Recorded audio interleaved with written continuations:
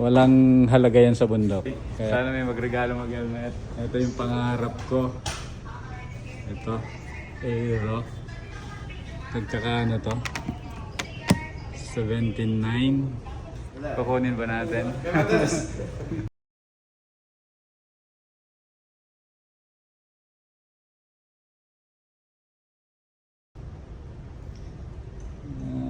Ito yung helmet natin. Tignan nyo naman guys. 2014 pa to. Ilang years na to? 12 years na siya. Ayan guys. So sana siguro ayan na, basag-basag na.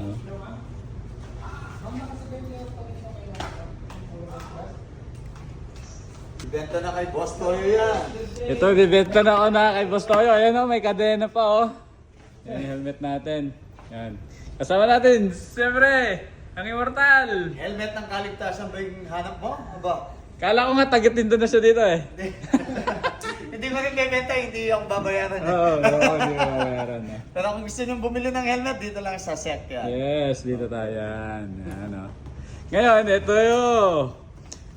Meron tayong helmet na gustong bilhin at naka 60% off. Nag-iisa na to. Pinag-iisipan ko kung kukunin ko hindi or kasi may up meron siyang mga scratches pero kung pang-trail ko lang din naman itatapon mo lang sa ano, gagasgasin mo na. At ito, pwede na. Then, Aero pa. Aero. Natag sa 17.9 talagang original price. And walang halaga yan sa bundok. Kaya, kukunin ba natin? Walang halaga sa akin. Kuya, yan na ba yung Aero natin? Nabudol na tayo. Camera kit. Oh, may mga ano pa, accessories pa. Kuhanin na natin to. Pambundok lang naman. Sana all. Sana all. Tignan mo naman yung helmet ko kasi kuya, talagang Ako nag-iingalo sa na. strap eh. Hindi ko Oo, pinapalitan. nag-iingalo na. Let's go, Aero.